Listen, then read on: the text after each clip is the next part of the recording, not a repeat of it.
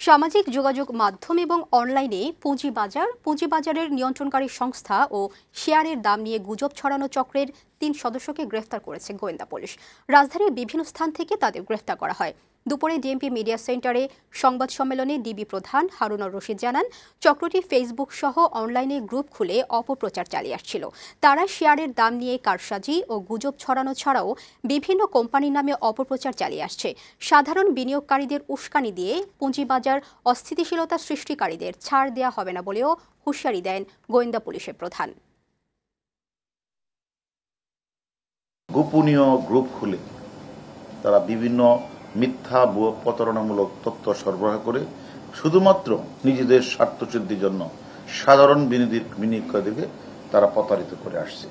পুঁজিবাজারকে অস্থিতিশীল করে সাধারণ বিনিয়োগকারীদের উস্কানি দিয়ে কেউ যাতে স্বার্থ হাসিল করতে না পারে সেই বিষয়ে আমাদের অভিযান কিন্তু চলমান থাকবে।